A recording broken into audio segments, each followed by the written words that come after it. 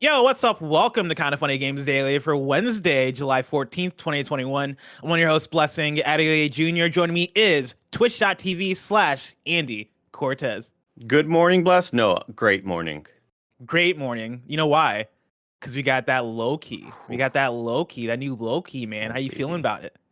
Oh my No gosh. spoilers, of course. We just finished talking about it. Amazing. Very, very happy with it, Bless. My favorite Marvel series so far. Yeah, the exact same here. My favorite Marvel show. It was one of the ones where throughout the whole season, I've not done the thing where I've stayed up to watch the Loki premiere at midnight because I'm usually on KFGD on Wednesday mornings, and I don't want to stay up too late because I know I gotta be on it in the morning. I gotta be ready for You have to. KFGD. I can't be too tired here. All I got is this iced coffee, and that can only do so much. But for this last episode, I did it. I was like, you know what, man, fuck it. It's the finale. Shit's gonna pop off. You made the right call. I'm gonna stay up. I'm gonna choice. watch it. And Kevin, I did make the right call because oh my god. And then I stayed up until like 3 a.m. I was telling Kevin, I just couldn't fall asleep. Same. Oh my god. Was it just the fact that you were thinking about the episode? Because that's what did it for me. I couldn't stop thinking about it. That was the gateway drug, and then it led into just being on TikTok and not being able to fall asleep. The usual.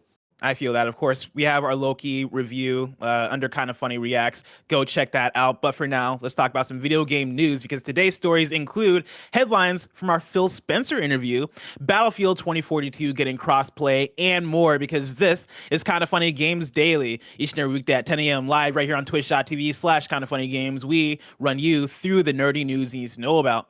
If you're watching live, you can correct us when we get stuff wrong by going to kindoffunny.com/you're wrong. If you don't want to watch live, you can watch later on youtube.com/kindoffunny, roosterteeth.com, or you can listen later on podcast services around the globe by searching for Kind of Funny Games Daily. To be a part of the show, to patreon.com/kindoffunnygames, where bronze members or above get to write in, and silver members or above get the show ad-free with the exclusive daily post show. Housekeeping for you, a new Gamescast is up right now, and it's us being joined by head of Xbox Phil Spencer. We dive into a bunch of different stuff, some even being news items on the show, which we'll get to in a second, and I implore everyone, go check out that episode because it's overall a very good time. We even get Phil Spencer to play a short game of Bless Who, and it's a magnificent time. You can check that out. A lot of fun. You can check that out on youtube.com/kindoffunnygames and on the Gamescast podcast feed. Like I said earlier, our Loki season finale reactions, they just got done recording. That should be up on YouTube and podcast services by the time you're listening to this episode later on YouTube and podcast services. So make sure to watch the Loki finale. Check that out if you want to know all the thoughts from the whole crew. Thank you to our Patreon producers, Donovan Harkness and Blackjack. Today we're brought to you by DoorDash, Full Sail, and Omen, but I'll tell you about that later. For now, let's begin with what is, and forever will be, the Roper Report. It's time for some news. We have 7 stories today. Baker's doesn't. A lengthy Roper Report, all kicking off with what I'm going to call newsception, because it's news that we broke from Kind of Funny, which we usually don't do. Right, it's that rare occurrence where we had on Phil Spencer on Gamescast yesterday. It was a great time. He talked about all sorts of stuff, and even after the episode, I think it was Tim who was like, "Man, I'm surprised about how candid he was," and he was actually saying some interesting things. And it was fun to wake up this morning and see multiple headlines. Was it the big Psychonauts news that I broke? Yeah, it was the big Psychonauts, of course. Phil Spencer. What was it, Andy? Well, so Phil Spencer, we started off the show, and he's mentioning that he'd been playing Psychonauts too, and then he said, "You know what? But it was a dev build, and I wanna wait for the actual game to come out." To which you connect the dots, and it's obvious that the game is in a completely broken state, and he doesn't want to play a very broken dev build. I'm hearing there's a lot of turmoil at the studio. Bless. Double Fine is in shambles right now. Double Fine is not doing great. So sorry, Tim Schafer. Yeah, here they're gonna pivot from doing Psychonauts to Broken Age 2. Making things up. You got to listen to the episode if you want to get the real news. But obviously that was a joke because we started out the show and Phil Spencer, fantastic dude, is like, "Hey, ask me about anything. I'm pretty open to whatever." And Phil's made sort of the rounds on all these podcasts, and he's been breaking news, and there have been a lot of headlines from other podcasts, and it's like, I don't really want to ask the same questions, right? You know, you don't want to sort of get repetitive and start asking sort of the same things. But Phil, feel free to break any news that you want, right? Feel free to Of like course. get kind of funny in the headlines. And I was trying to just make news Yeah. wherever I could. I asked him about Elden Ring. He didn't give me much, unfortunately. But he has played it. He has played it, is what he said. He has played it. Which He has played was that already known that he's played it. It Elden Ring? was. Was that an actual thing? It was, yeah. But Yeah. I just really wanted to have the questioning be, hey Phil, so you've played Elden Ring, right? Yes, I have. That's pretty cool. That's all it was. That's all it was, Kevin.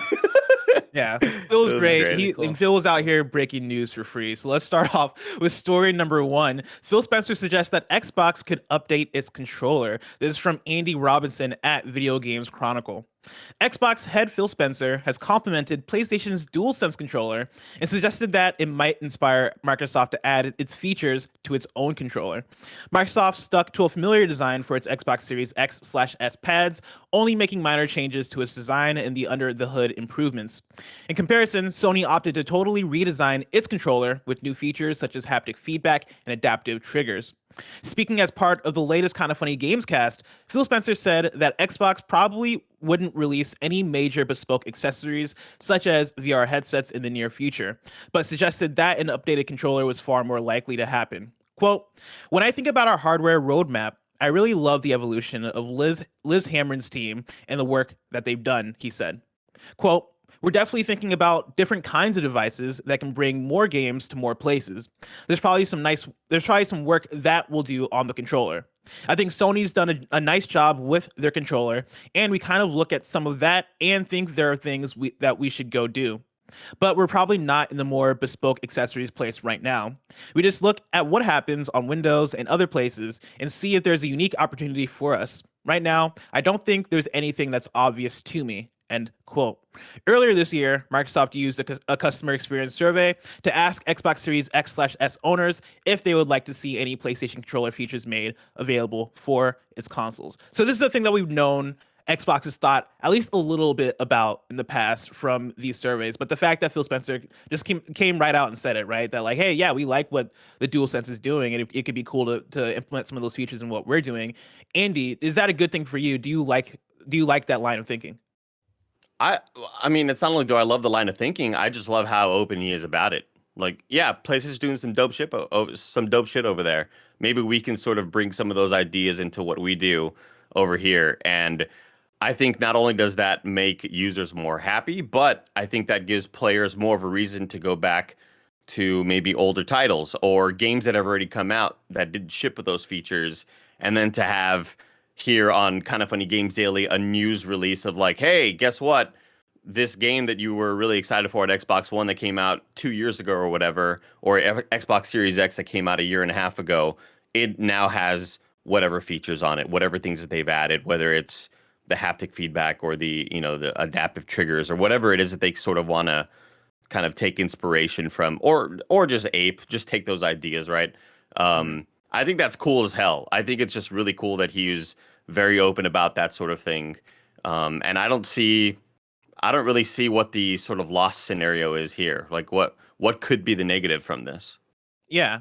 Yeah, I think that's the thing. The when we were talking to him yesterday, right? Like he was talking a lot about bespoke accessories, talked a little bit about VR and other things, and how, for Microsoft and Xbox, doing stuff like VR, doing stuff like Connect, for example, was the big example, right? It's hard to keep that stuff up in a legacy way, and it's hard to support that stuff when it feels like it's ulterior to the main focus of, hey, we just want to have dope games on our system, and we want to treat those in a way where they're easy to bring forward, they're easy to support, they're easy to add features like FPS boost and all that other stuff. The controller updates for me is a thing that, I could see them go either way in terms of hey, if we go wildly different with the controller, it then becomes a thing of cool. If we backpedal on this feature, then what does that mean for legacy, right? If we add a touchpad to the Xbox controller and then decide a touchpad isn't worth it, how does that change our games going into the future? And I think, I think that plays into somewhat of the conservative approach that they've played in terms of the dynamic upgrades going into next gen, where you have the Xbox One controller. I'm gonna pull up my my Outriders controller that I got from my Xbox Series X and my Xbox One, and it basically is the Xbox One controller. But you have the grooves on the bottom of it. You have an improved D-pad. You have the share button. You have the minor improvements that makes it feel better than the Xbox One controller that came before it, but it's not a crazy different thing. Whereas my Crimson Red DualSense, I'm gonna bust out here, right? Like, this is a completely different controller from my PS4 controller. And I don't want to do the thing where I just list off features like, oh, you also got the Crimson Red. Hell yeah, man. I mean, it's not crimson, It's fucking hot though. I wish it was hotter. I wish it was like the red Series X controller. This is like leaning more towards kind of like a pink. I don't know. We'll talk about it later. I like it, man. I like it, but I don't necessarily love the color of the buttons. I wish I would have buttons gotten the are black just like one. a faded red. Yeah. I don't love that as much. But this is a totally different controller from my PS4 controller, right? Like the DualSense compared to the DualShock. Again, I don't want to sound like Sony PR speak, but you have the haptic feedback, you have the adaptive triggers, you have the redone light on the controller, you have the speaker, you have all these different things that turns it into a thing that you have to treat differently. And for Sony, I would say that counts as a risk. That counts as a big move. And if that doesn't work out, that's going to be something that you have to dedicate yourself to over the course of a generation. And then maybe next generation, that's when you backpedal, or that's when you change things up again. But that is a move that you have to measure. Is this worth it? Is it not worth it? And for Sony to be the ones that are like, cool, we're going to make the DualSense and we're just going to commit to it, and hopefully this is a forward-stepping move. I think for them that was a success overall, and that then gives Xbox the I think vision on their side to go, cool, we played it safe, but looking at what the other guys are doing, it seems like that is a success for them, and it seems like they are pushing it forward, so we should follow suit. We should now take the features that we like, right? Like, we're not going to make the DualSense necessarily, but maybe Xbox likes the haptic feedback. Maybe they like the adaptive triggers. Like, Xbox already they have some form of, I guess this trigger built-in rumble. battery, or built-in battery, like things like that, where it's like, cool, we don't want to copy your swag one for one, but there are things here and there that we can learn and take, and we can go into this future together, knowing that there are things that are standardized now because y'all made it a thing that worked for your platform, which I think is a really cool thing. Yeah, for sure. And I think you get to a point where, because this has been a success for Sony so far, that in the future this does become more of a standardized thing. And I don't think that Phil and the team, I don't think they would go overboard with the risks that they take. I see them maybe adding one or two features, but I don't see a new controller coming out and sort of changing and paving the way for a brand new Xbox. Like, I don't really see that happening. I think of the legacy things that you just mentioned, where I think they might add better haptic feedback. I don't really know if we'll see adaptive triggers or anything like that. If they're going to add something, I think it would be a better sort of vibration feedback for the user to to feel those water droplets dropping on you when you're playing in Returnal. Yeah.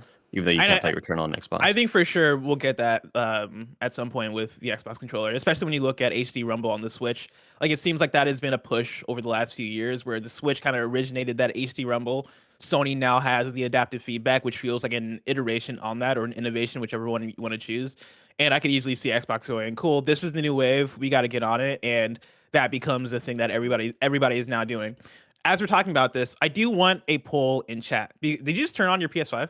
I didn't mean to, but I was going to do the snowback mic with the walkie-talkie thing. We could get Xbox to add the microphone on their next controller, Phil Spencer, so that whenever you pop a trophy, you can record whatever is happening. Have you watched all your videos, by the way? All your trophy videos? I usually don't go back and watch all of them. I've made it so that I'm only recording my gold and platinum trophies. Okay, but so every now and then I'll go back and watch them. Yeah. But is your mic muted on your controller? No. When I go back and when I capture any video, my mic isn't muted. I hear myself and I hate it. Okay, got it. Because this happened at the launch of PS5, but I had played through all of Demon's Souls, and I had put up the playthrough on my YouTube channel, and then one of our viewers was watching my playthrough while playing Demon Souls, and they popped a trophy, and their microphone was on, and you could hear my playthrough in the background coming through on the Really microphone. funny. So they popped the trophy, and it's one of the areas in Demon Souls, and I said, this place feels very Bloodborne-y, and it's making me blood horny. And that's all that pops through. So they commemorated their trophy by having just that line perfectly pop up on the microphone. It was so fucking perfect, dude. It's hilarious, and I know I can turn it off, but I don't, because I often play games co-op or online with people. And if we have funny moments in the PlayStation party, I do want to be able to capture those and share those with their permission, because it's always a good thing. But it's that double-edged sword where, while playing Ratchet and Clank 2016 a few months ago, I had a fucking dope-ass clip, and I clipped it, and legit just heavy Watching breathing. porn in the back. No, man, no. I don't do that during Ratchet and Clank. That's not the appropriate game for that. I save that for when I'm playing. No, you don't need to say anything. Guilty Gear, okay. Guilty Gear is my porn game. But it's the thing where I'm watching back a clip and you just hear heavy breathing, and I'm like, I can't share that. Anything. We don't need we can end. Well, you don't want to hear about my Guilty Gear habit? I truly don't. Oh, here's the thing, man. Guilty Gear, you got to be in the zone for it. All right. Oh, okay. When you want to be in the zone, you got to get the blood rushing to the right places, Andy. So like when we talk about like, oh, this is the perfect podcast game, like, oh, dude, this is the perfect game for porn. Like, oh yeah. Okay, got it. I hear you. Just in the background, like you're not even paying attention to it. You just have it on in the background, just as like a distraction. It's like me with The Office back when it was on Netflix. It's just kind of on, This is on. It's just going. It's comfort, I was mentioning this earlier in chat. If I can get a poll that is built-in batteries versus replaceable batteries, because I saw people going back and forth, and I want to know what the consensus is, because I see this argument a lot. And I personally prefer the Dualsense with the rechargeable battery. That's where I go. I don't want to be buying AA's. I know I can buy rechargeable AA's, but who wants to do that? But I do want to know the consensus. Andy, where do you stand on that? What happens is that I always end up just buying that battery pack for Xbox. And I made the mistake of buying like the really cheap generic ones from Amazon one time, and they were terrible, and the battery lasted for maybe 30 minutes or so. I think the reason why I'm getting maybe more comfortable with it now on the PlayStation side was that the DualShock 4 I thought was just terrible with battery life. I never had any good luck. I know some people said, "Oh, my DualShock 4 was fine." I had about like those people are lying. I had like 4 or 5. I had like 4 or 5 DualShock 4s, and the batteries were always garbage. So I've always leaned more towards the rechargeable sort of portable ones. Because I just felt like they had a longer lifespan overall. But now I think that's the one thing for me where I totally get it. Where even the DualSense, the battery on the DualSense isn't amazing. It runs out maybe every other day, maybe daily, depending on how much I'm gaming. It's not great, but I still prefer it over replaceable batteries. Right. But I might be a madman. You are a madman. Thank you. I want to bring in a question from BJ Bernardo, who wrote into patreon.com/kindoffunnygames, just like you can, and says, "Hey, y'all, you guys crushed that Phil Spencer interview. As newer guys to the Kind of Funny Gamescast, how does it feel to have the Gamescast interview on sites like Video Games Chronicle and GameSpot? Is it weird, or is it super uber dope? Question about controllers. Do you think the Xbox should just take and improve the same features of the DualSense controllers, or can you think of something brand new to add to the Xbox controller? Thanks, BJ. Let's start with that first question, Andy. How did it feel to be interviewing Phil Spencer, and how did it feel also waking up this morning and seeing the headlines? I was nervous. I tried not to act nervous, and I still somehow fumbled over my words, because I'll fumble over my words whether I'm nervous or not. So that happened. But I was definitely nervous, man. I mean, this is somebody that I've sort of seen as like obviously a gigantic figure in the industry. So I was kind of nervous going into it. And then when we're sort of prepping for the show and he said something and he goes, pre-show jitters. I was like, oh, Phil Spencer's nervous too. And then I think when the show gets started and we start saying our stupid lines and he's laughing, it's like, oh, Phil's down to clown. Let's rock. This is going to be great. It's going to be fun. And we had a great show. I thought it was just a really fun show. Yeah. As far as the headlines, I was telling Kevin that I accidentally woke up like at 6 a.m. and I was hungry, and I was like, "Fuck, I'm gonna have to eat something because I won't be able to fall back asleep." And I saw the tweets from VGC about Phil Spencer breaking some sort of news about a controller, and I was like, did the Gamescast come out already? Like, I wonder if that's from ours. And I had to click in and go, oh shit, that was us. So that felt pretty neat. I don't know. I wasn't really expecting that. That's why I had done all the stupid Tim Schafer jokes leading into it, because I didn't really think that we were going to be doing anything that was going to have anything headline worthy. I thought we were just going to talk shop. Just a couple bros, that's the thing that's the thing that surprised me as well. I was not expecting any headlines. Like I knew Phil Spencer had said some interesting things here and there that, what was like not newsworthy, but like cool tidbits where, oh yeah, like I've not heard this anywhere else. But I wasn't necessarily expecting the headlines, because I think we went in there with the mindset of, hey yo, let's just fucking kick it with Phil. Let's have a good time. Like I was super nervous going in, and not even going in beforehand. I think I was fine, but it's when we actually started and when like I started asking questions where I was like, God, this is Phil Spencer. This is head of Xbox. My sister knows what Xbox is. Like I started having those thoughts, and I was like, "Fuck, man, this is fucking wild." And I had that thing where I felt like I could feel during like one or two of my questions where I felt like my voice was shaky. I felt like I was stumbling over words. I couldn't figure out, like I knew the question in my mind, but I couldn't phrase the question exactly as I wanted it coming out. And it was one of those things where after the episode, I was like, "Fuck, man."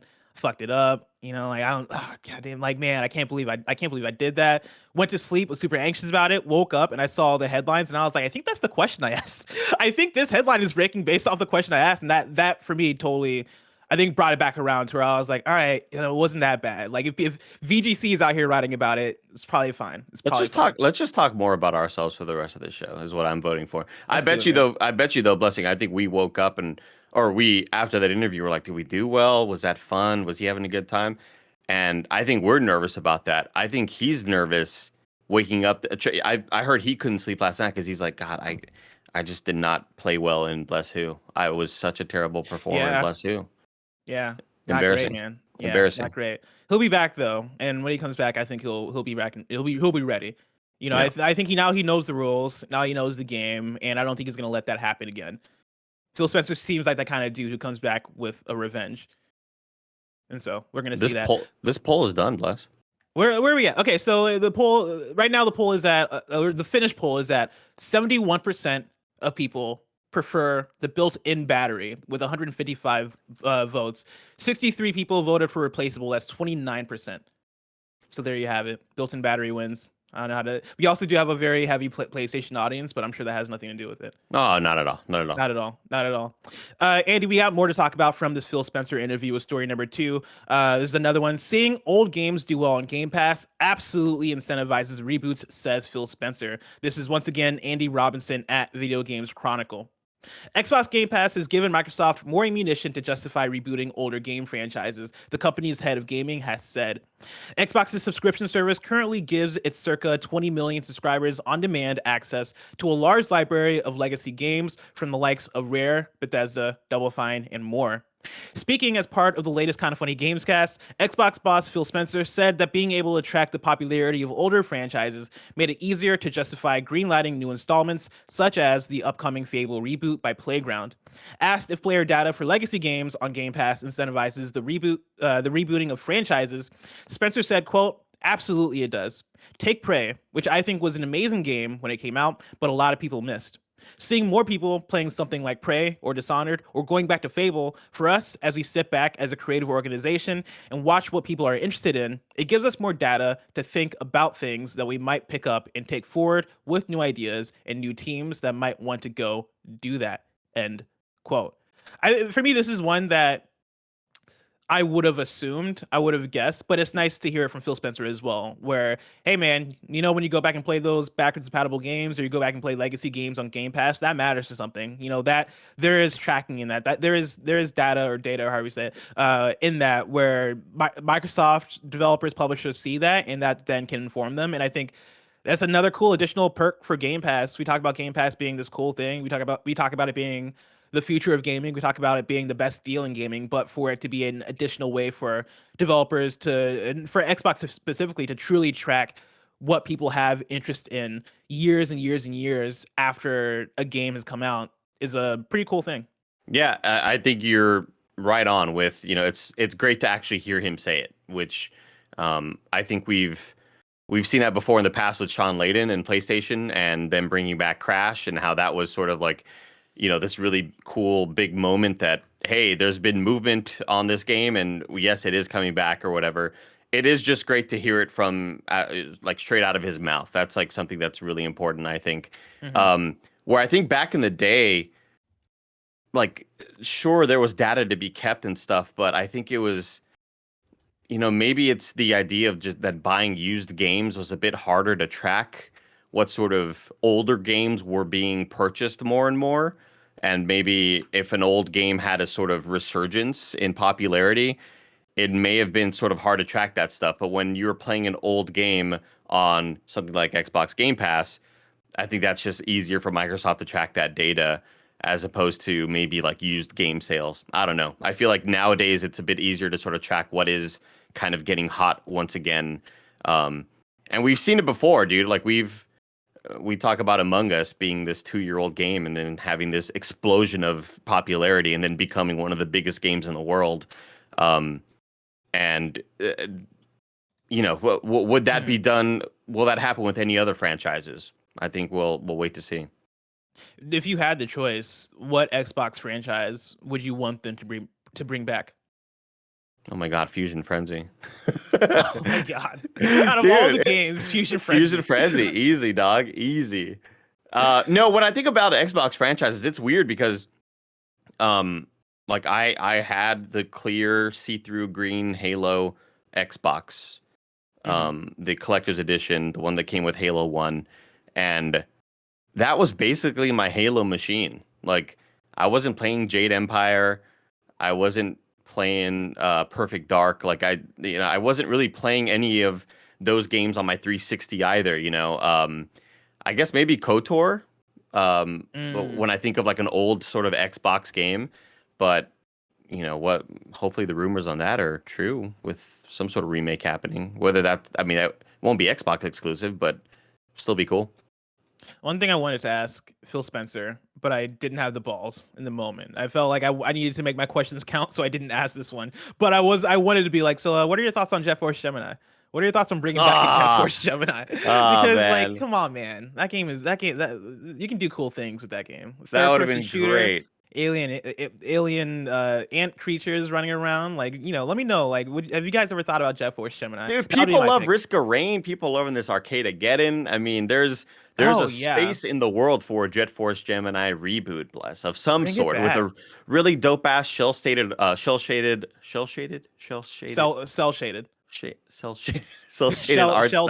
Jesus Christ. There's a place for it, bless. There's a place for it. What I wanted to talk about when we're talking about these bespoke hardware, and easily the most times I've heard the word bespoke in an hour span, like I wanted to say, hey, dude, I liked my Kinect. So I failed you. Maybe I didn't preach the word of it enough. Did I use it for games?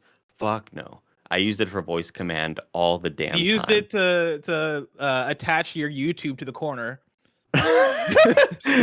No, man. I would just sit on my desk, like and I was in college for like game design and shit, and it was just it was my play Netflix, play whatever show, pause, play, like that's what it was for me. And I used that shit all the time. And then I was like one of 8 people that were really, really sad when they were doing away with it. And I tried doing the Cortana thing. I tried, tying it to Google Now or whatever, to Google Voice, because that was one of the later updates that happened like 2 years ago, I think.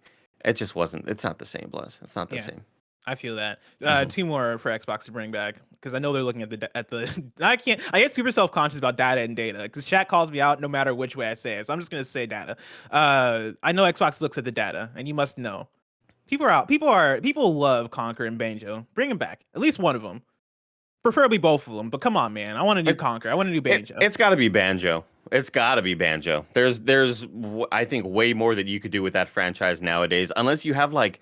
Dude, oh shit, oh my god, Bless. The amount of times that Tim talks about we need we need Halo to be God of War. It's Conquer. Oh my God! It's Could you Conquer. imagine? Could We you need imagine we need a reformed Conquer to a come fucking back into the gritty ass world Conquer? and be like, I'm tired of this over sexualization of stuff. Like, I'm a father now. Oh my gosh, that's it. Phil, I hope you're watching. Hope you're watching.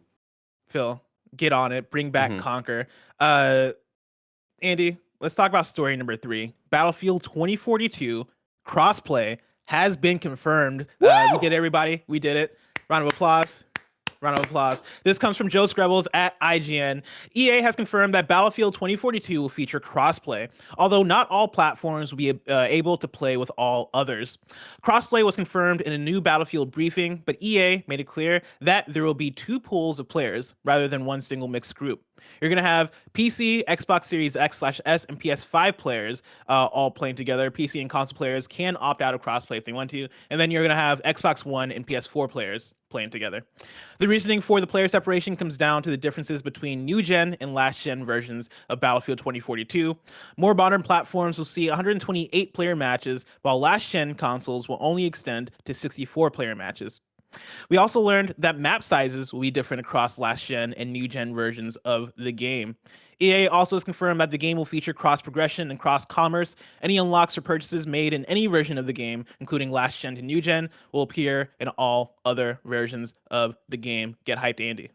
Wait, okay, so cross progression, Blessing. Let's say I'm playing on my PS5. Yes. I have that same account on my PC, or are Yes. they saying cross progression in between PS4 and PS5? I believe it's cross progression no matter where you're at. No matter where So you're at. you can if you're playing on PC, you can hop on your Xbox One and then into your Xbox Series X no matter what, and it's gonna work. From how this is written, that's how I take Right. it. Kindoffunny.com/you're wrong if there is confirmation that actually no, it's just certain platforms, but it seems like you can have cross progression everywhere, That's which is interesting. good. I'm interested in sort of the angle that they're taking with the 128 player matches for new gen and 64 player matches for old gen. And I wonder what the discussions there were. Obviously you're splitting up kind of a big player base, right? If you're not going to have Xbox One being able to play with Xbox Series X. But like, was there any thought? I don't know. I'm just trying to think of like being in the meeting room of, hey, there's not a whole lot of players that are actually on PS5 and Series X. Is this a good idea? Should we let them play in 64 player matches as well with the old gen, you know? That's kind of like, because what are the odds that somebody with a PS5 has hella friends with PS5s as well? Like amongst us, sure, but there's got to be a lot of people still out there with old gen hardware. They're like, oh damn, I can't play with you because you were the one friend that got the PS5. Like that sucks. Yeah, I think that's the helpful thing about PC being looped in with Series X and PS5 is that PC, the player base there is probably going to be sizable enough that you're going to have a good player base. And then you also get into that back and forth of, all right, we want to take advantage of the new gen consoles. We want the PS5 and Xbox Series S or X to have justification on why they're better and why they exist. And maybe even for them possibly double dip if people are getting the game on PS4 and Xbox One, and then a year later they get their next gen consoles. Sure. And instead of playing it backwards compatible, they have an actual reason to get the next gen version of the game because they're gonna have bigger lobbies and bigger maps. I think it's a combination of those things where they're like, cool, in the long run, this is gonna work out for us because people are going to double dip, people are going to eventually show up in the PS5 and Xbox Series X lobbies in greater numbers. And in the meantime, even for the comparable smaller amount of players that will be playing on those consoles, like it's Battlefield, and at launch you're gonna have enough players, I think, on each individual platform to where it's not as much of a problem. And then by the time you actually get there later on, where player numbers might dip, you then have it so that way more people have access to PS5s and Xbox Series X's, and via crossplay, it all works out on its own. I think that's the thought process. They should have had another mode of like Xbox One and PS4 you can play in 128 player matches, just no tornadoes. That's just too much. You guys It's just don't see the tornadoes. They're there, but you guys just can't see them You gotta because the guess. visual effects are too much. You'll And see you your gotta friends guess. fly. You gotta guess where the fuck the tornado's gonna come through. Yeah, I think this best case scenario. I think for what they're going for here, right? Like, hey, we want to take advantage of this shit. We want crossplay. We want all this to work together. But because of the advantages we want to have, we gotta divide it up in this way. And the fact that it seems like there are only 2 pools when it comes to crossplay, I think that's fine. If it was like 4 or 5 pools, if it was like PC players had to play by themselves, new gen play by themselves, Xbox One and PS4 play by yourself, and it gets into this weird thing of, oh shit, like it's all segmented anyway. Why even have crossplay in the first place? Then I think it's a problem. I think 2 pools is fine. It's fine. There's probably a world where they could have done it to where PS5 players and Xbox Series X players lower their pools to 64 players, and they are playing on the smaller size maps. But for them, they're probably like, no, this isn't along the lines of the vision that we have for this game, and we want to make sure that whoever's playing on new gen gets that quote unquote next gen experience that they probably really want to incentivize, because that's been the big marketing push. The 128 players, the bigger maps, the big tech moves that they're making. I think that's the thing that they really want to nail down in this game, and so. Nanobiologist also put this article in chat, kind of, reiterating what we had just said. But I'm really excited about this technical demo, this playtest that's happening later in summer, which was, I guess, delayed from July. Yesterday on stream, we played Battlefield 4 with Bruce Green. Me and Nick, Snowbike Mike, played with Bruce Green, and I was telling Mike, this is like the most time I've spent probably in a Battlefield multiplayer, because I always just played the single player campaigns. I played Battlefield 1, the World War I version of it, and I had a lot of fun with that. And I was just more about those little player vignettes, But the multiplayer, at that time, I was more of a Destiny guy. When Battlefield 4 was out, I was more of Call of Duty and Halo and all that sort of stuff. But I had a lot of fun with it. It was frustrating at first because it's a different experience, and it's not what I was expecting, and I spawn and get killed by a helicopter or whatever. And eventually Bruce Green was like, it's not about kills or dying or whatever. Like, you're just gonna respawn, who gives a shit? It's about capturing these points. We gotta work as a team. And that's when I like kind of fell in line. I was like, all right, let's fucking do this shit. It was a lot of fun. I had a blast with it, and I can't wait for 2042. Honestly, I also can't wait for 2042. That'll be the first Battlefield game that I try to actually get invested in, because I've always been in the Call of Duty versus Battlefield back and forth. I've always been on the Call of Duty side of things, just because my friends played Call of Duty and I enjoyed Call of Duty a lot.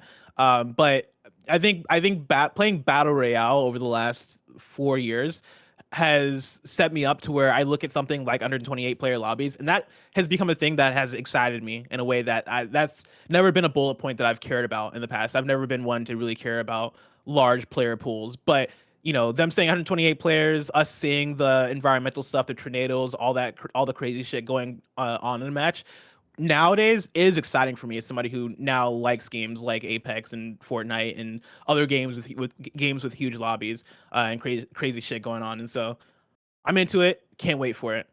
Another game I can't wait for, Andy Cortez, is Zelda Skyward Sword HD. This is story number 4. We got a review roundup. Right now on Metacritic, it's sitting at an 82. On OpenCritic, it's sitting at an 83. I'm going to pull a few reviews in. I'm starting off with PJ O'Reilly at Nintendo Life, who gave it a 9 out of 10 and said this: The Legend of Zelda Skyward Sword HD introduces a raft of technical improvements and quality of life updates that reinvigorate and revitalize this 10-year-old game. With motion controls more precise than ever, an alternate button control scheme that totally works, crisp HD graphics, smooth 60 FPS gameplay, and a bothersome sidekick who's been streamlined into something altogether more useful, this really does feel like Skyward Sword as it was meant to be experienced. Yes, the locking off of instant travel behind the official amiibo is a misstep, but beyond this one issue, what's here is a sublime experience, a technical triumph, and an absolute must-play for Switch owners and Zelda fans. Chris Scullion at VGC gave it 5 stars and said, Skyward Sword HD is a superb remaster of the decade-old Wii game that not only gives it a much-needed visual upgrade, but also throws in so many quality-of-life improvements, not least of all, a free camera, that it immediately makes this original version obsolete. And then Kevin, Nezovic at GameSpot gave it a 7 out of 10 and said, the various quality of life tweaks that Nintendo has implemented here, welcome as they are, don't fix Skyward Sword's biggest issues, and it remains the most uneven 3D entry in the Zelda series. Even so, the improvements in the Switch remaster make the overall experience more enjoyable, and the characteristic Zelda magic ultimately outshines the game's faults. I believe Barrett Courtney has been playing this game for Kind of Funny. He's gonna, right after this episode of Kind of Funny Games Daily on the Twitch stream that's going down right after this, that's going up later on Kind of Funny Plays, he's starting off that stream with a little bit of Skyward Sword gameplay and giving his thoughts as well. But Yeah, it seems like it's still embargoed, but I think he's going to play like about an hour of it, I believe. Exactly. Yeah, it seems like this game is getting mixed reviews on the higher end, like the kind of mixed reviews that you probably want for this kind of game. Whereas a remaster, it seems like some of the legacy issues still exist in terms of what the game is, and like if you like the game or don't like the game, it's the same game. But if you're looking for that same game with a lot of the stuff streamlined and a lot of the stuff, like a lot of the quality of life stuff implemented, then you're gonna have a great time. That seems to be the takeaway from here. It was so interesting on Twitter seeing Gene Park from Washington Post mention, "Holy crap! There's a camera. You can use the right stick for the camera." And it had never occurred to me that the original one didn't have a camera. I had never thought that there was sort of this locked view, and I'm not sure how the camera even worked then. Dude, it was the Wii, right? And so like, I don't remember how the camera worked in Twilight Princess or in Skyward Sword. I do remember in Twilight Princess, I think you held the C button and then moved around the stick, and the camera wasn't free, but I believe you did have some control, but it wasn't great. And so yeah, I imagine it being on the Switch, them having that dual stick setup where they can actually make that work. I'm sure that's what it is, and that's wild to me. What kind of disappointed me about this, about reading sort of what people are thinking about it, was that I was looking forward to using the right stick as a slash. Seeing that sort of thing being implemented kind of excited me because I don't want to do motion controls. And then it occurred to me, oh, the right stick, I can't use the camera if that's what the right stick is for. And then I found out that when you hold the L button, the right stick then moves the camera. Which is kind of an interesting... Oh, we have Barrett in the chat. Yeah, Hello, Barrett, let us know. How does this camera work? So in Skyward Sword, the original version, there was no moving around the camera. It was auto follow, which like for a lot of like 3D Zelda games, like up until then, like that was kind of the standard of like you'd have your auto targeting button to like kind of help move the camera around. With Skyward Sword, yeah, like what Andy is saying, like you hold whatever it's called on LB or whatever, QR or something, whatever it is on Switch, and then holding that down, you can use the right stick to move the camera around. And for like how Skyward Sword is designed, which is I feel like a simpler version of a lot of the classic 3D Zelda games, I like it's never like I've never run into any problems with it. Like, yeah, you're holding down a button, but like for me personally, like I don't mind that. And so like once you get into combat, like you're not like I'm never in a situation where I'm like, oh man, I need to be using my sword and using the free flow camera at the same time. Like I think they did a pretty good job of handling that situation. So even though it sounds like a hassle, Andy, I don't think it's as big of one, like when you actually play it. Like I can understand hearing about it, you're like, oh, that's kind of lame, but I personally don't think it's a big deal. I guess the same methodologies there of taking your thumb off of the attack button to move the camera. Like I guess the same kind of thing when you think about it. What did you primarily use? Whoa, what do you control scheme? Did you use motion? Oh, no, I turned all motion controls off, which is an option. So I'm just doing Pro Controller, or if I'm playing handheld, just on a handheld. And I'm really enjoying that. And the slashes feel good, those sort of directional slashes. I'll shout out the IGN reviewer. Hold on, I want to pull up. I had actually screenshotted because I thought this was a good quote from him. This is Travis Northup, who reviewed, who's doing the review in progress for Skyward Sword. Where was the quote? On top of that, the way the stick has to be moved makes sense on paper, but can be a little counterintuitive in practice. For example, if an enemy is guarding to your right, my instincts tell me to input toward the left to hit his unguarded side. But flicking the stick to the left swings my sword from right to left and immediately gets blocked. Like playing with an inverted camera, in order to hit the enemy, I have to do the opposite of what my instinct naturally wants to do. So yeah, like it honestly, like getting into like those fights and fighting bokoblins, which are the bane of my existence in Skyward Sword, because the way they block is infuriating. Yeah, it gets like a little. I've had to like kind of train myself of like, okay, if they're blocking to my right, I have to flick the stick right and not left, because left to right. Yeah, and so yeah, it is kind of weird, and I don't think we can go into the options once we start this stream to see if there's any way to change that. I don't think there is. But yeah, we'll get into the nitty gritty once the stream starts. And if you can't make it, of course you can watch it later. youtube.com/kindoffunnyplays. Oh yeah, Cool. Go check out that stream right after this if you're watching this live. But for now, you can go over to patreon.com/kindoffunnygames where you can get the show ad free. But if you're listening to this part of the show, that means that you didn't. And so here are some ads. This podcast is brought to you by DoorDash. Did you forget that one thing at the store?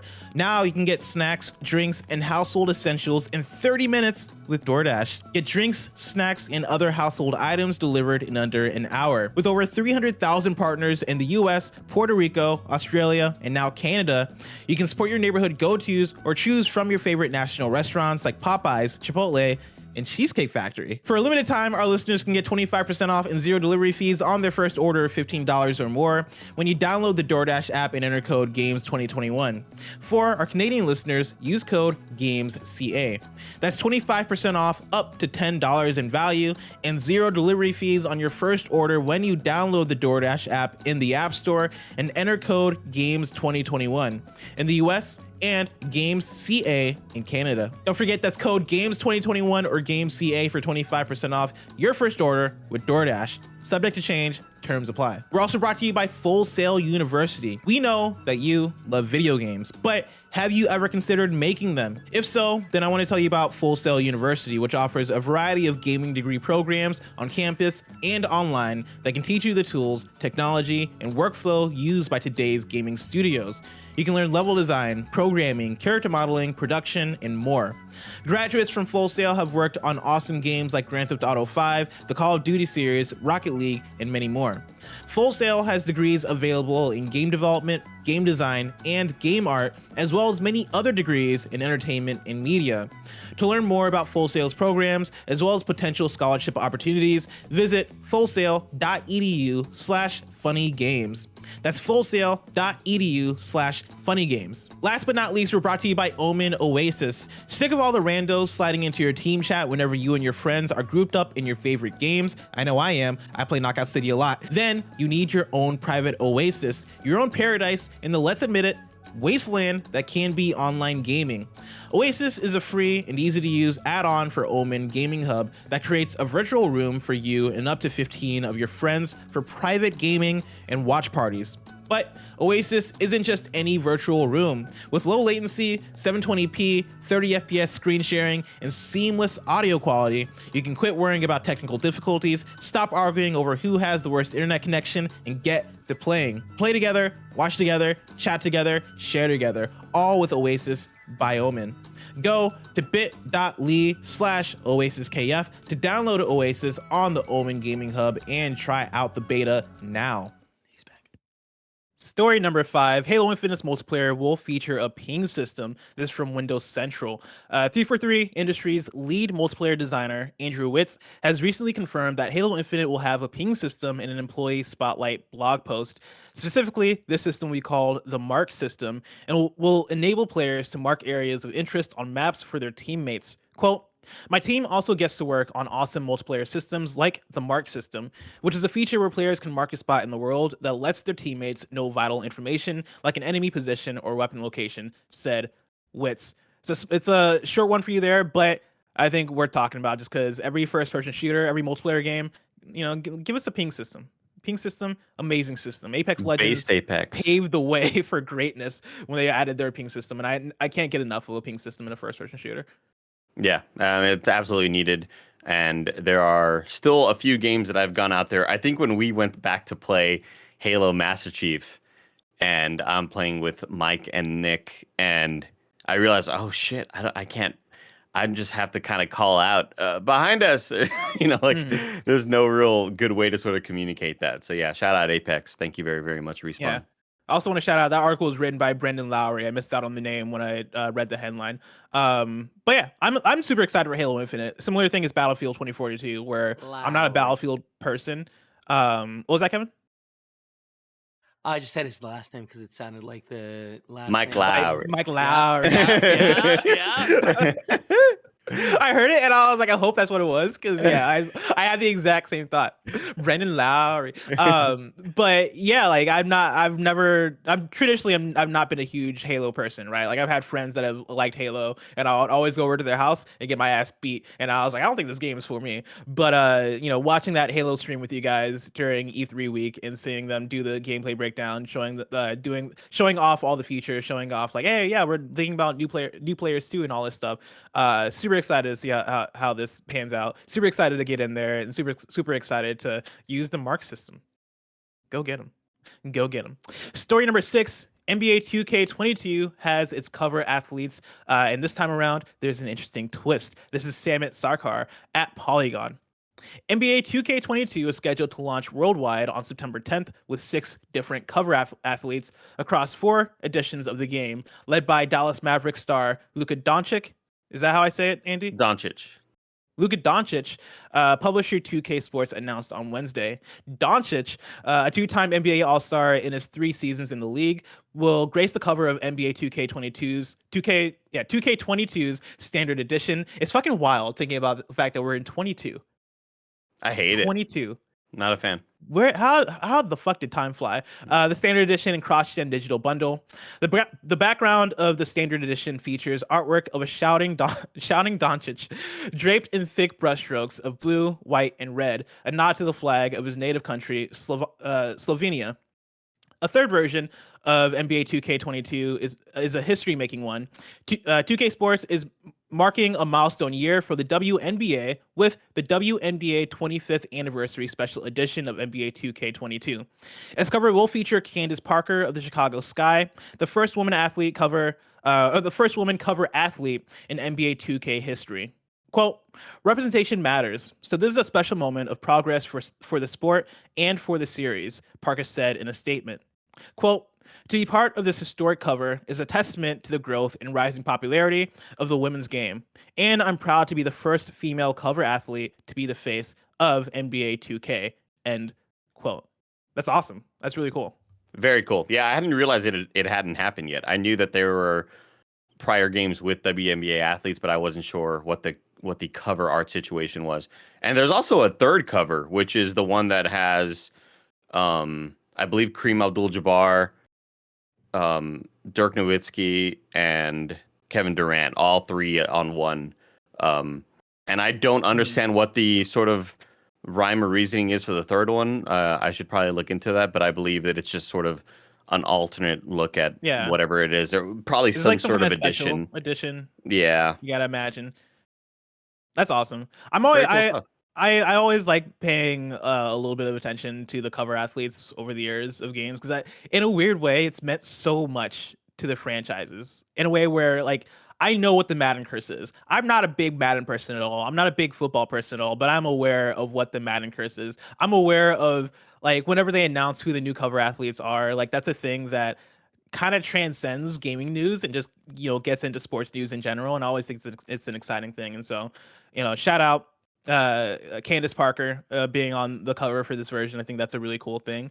And shout out to NBA 2K. Fix your online, though, because I heard that's not that great. No, not great. Yeah, fix it, because I want to get in there. I want to play some online matches. Let's round out with story number 7. This is a fun one. Hideo Kojima handed out flyers to sell his first Metal Gear game. This is John Walker at Kotaku. Had like a street team. He was like trying to sell it like it was a mixtape. He was like, "Hey, bro, trust me, it's gonna be fire." He would hand you the flyer and then like ask for money You'd be afterwards. like, nah, I'm good, bro. I'm good. It's like, no, you take it back, take it back. Last night, Hideo Kojima, seemingly in a reflective mood on his prolific Twitter account, told a couple of gorgeous mini tales on the lengths he went to in order to help sell his earliest games like Metal Gear. These included handing out flyers and cranking up in-store demo volumes. The idea of Kojima having to do anything at all to ship copies of a Metal Gear game seems so incredibly improbable in 2021 that it was a complete revelation to see the series director explain his hands-on approach at his local store. Quote, "In the summer of my 23rd year, my first game, Metal Gear, was released. Since it was not on NES, there were no TV ads, and it was not sold in the toy section, which was very crowded at the time. Since it was MSX, it was quietly placed in the PC software section of an electronics shop," end quote.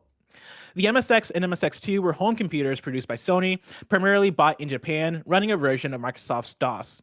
Metal Gear was released on MSX in July 1988, 5 months before its Famicom port, and as such received less attention in Japanese stores.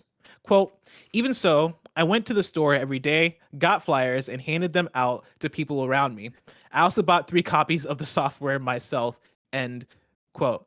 A fun story. I absolutely love it. I adore the idea of Hideo Kojima on the streets really trying to work to sell Metal Gear, which, like the article mentions, is the thing that you would never imagine nowadays, because you just say the words Metal Gear and people are like, yo, whatever it is, I'm going to buy it. I'm going to put a Metal Gear pachinko machine. Why not? Like, you can brand anything Metal Gear nowadays and people would show up for it. And so it's fun to hear him talk about humble beginnings.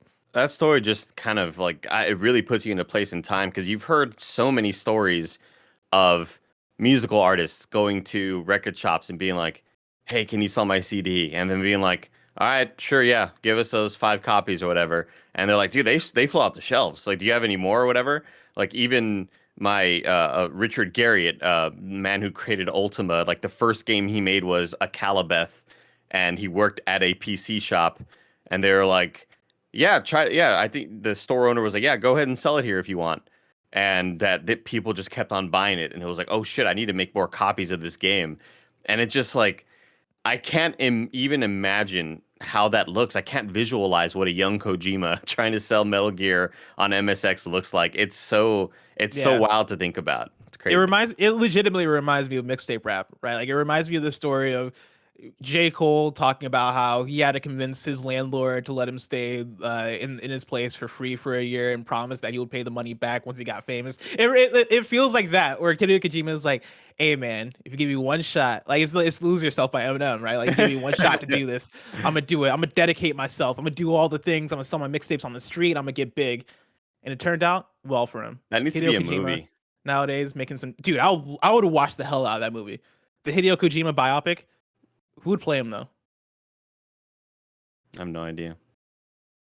I want to see. I think we need a bunch of executives or a bunch of people in the industry. There's a movie. Oh gosh, I can't.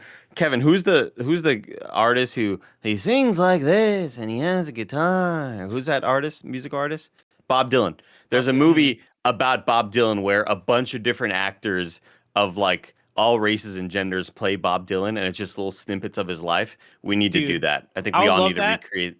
But it's all the actors that Hideo Kojima is obsessed with, and so you get Norman Reedus in there, you get Mads Mikkelsen in there, you get a bunch of actors that have been in Metal Gear games. Get Troy Baker. Get David Hayter in there. Yeah, get Troy Baker in there. Make it happen. That'd be fucking amazing. But Andy, that biopic is probably just so far away. If I want to know what's coming out to mom and pop shops today, where would I look? The official list of upcoming software across each and every platform as listed by the Kind of Funny Games Daily Show hosts each and every weekday. Yeah.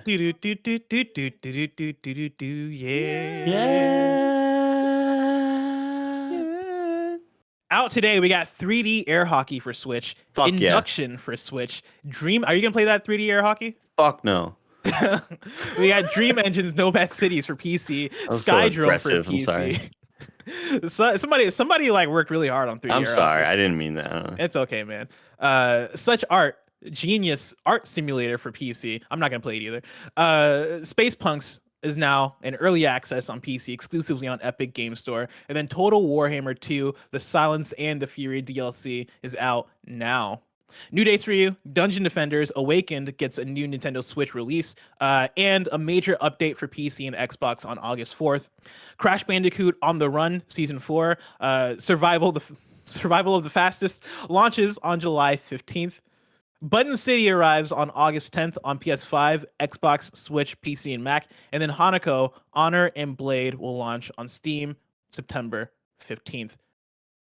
Andy, folks can go over to patreon.com/kindoffunnygames, where they can write in with their questions. They can avoid the ads, but they can also write in with their squad ups, just like JoshyG did. JoshyG writes in with a squad up on PC/PlayStation and says, Final Fantasy 14. I just finished A Realm Reborn. I've moved on to Heavensward. Looking for any kind of funny best friends who want to run dungeons and do alliance raids together. I'm on Crystal Server /Goblin. You can play with JoshyG with the username Ranulf Sah'Tarna. That is Ranulf space Sah'Tarna. That will be in the description for people who want to look that up, because it has very interesting spelling. But if you want to play, I like that JoshyG. I it's like a really cool name. When I played WoW, like I wasn't naming myself the fucking weed smoker or like super gamer or Dallas Cowboys. No, Kevin, I went full in. I think I was like Araleus because I was an elf, and that's just like a cool sounding name. Like I have to be in it. Bless. I can't name my guy Cortez fucking football player or some shit. Like, no, I can't do that shit. You're a better man than me. Ranulf Sah'Tarna, I respect you. You're a way better man than me, because when I booted up Final Fantasy 14 years ago to try it out, I'm pretty sure I named my character Blessing Jr. I'm pretty sure I was just walking around. Can't do it. Named Blessing Jr., role playing, doing all this stuff. That wasn't a fantasy name. I'll do better next time. Of course, you can go over to kindoffunny.com/you're wrong, so you can help us do better right now. That's where you write in with things that we got wrong, things that we can correct for those watching later on YouTube and listening later on podcast services around the globe. And let's see here. Oh, I was also Arendelle, but I spelled it EHRENDEL. And I was like, dude, I'm the coolest fucking night elf ever. The coolest night elf. Nanobologist writes in to say, cross progression, and this is talking about Battlefield 2042. Cross progression is on PS5, Series X, and PC. Crossplay is between PS5, Series X, and PC. Then there's crossplay between PS4 and Xbox One because of lobby size differences. No cross gen play. Right. Correct. Hold on, I want to look back at the article, because it seems like that. No, I read it. Yeah, it was like it was no cross-gen play, like PS4, no PS5. But is there no cross progression on PS4 and Xbox One? That's the thing that's tripping me up from Nanobologist. Hold on. It did say gen-to-gen progression, like with that upgrade. EA also confirmed that the game will feature cross-progression and cross-commerce. Any unlocks or purchases made in any version of the game, including last-gen to new-gen, will appear in all other versions of the game. So I'm going to have to push back on you, Nano, on that. I think it seems like it is all versions of the game, unless you can provide a source. Oh, well, he did provide a source. Hold on. We're going to get to the bottom of this. While you're getting to the bottom of that, I'm clicking on the Evo Twitch channel, and they're playing a Gundam fighting game on Evo, which is pretty cool. A gun fighting game? A Gundam fighting game. Oh. Wait, what's it called? That sounds Mobile Suit Gundam Extreme versus Maxi Boost On. That's the full name. All right, so here on Polygon, it says, players who expect to play across multiple platforms also got some good news today. DICE says it's building cross-progression and cross-commerce for Battlefield 2042, which will be shared across all platforms.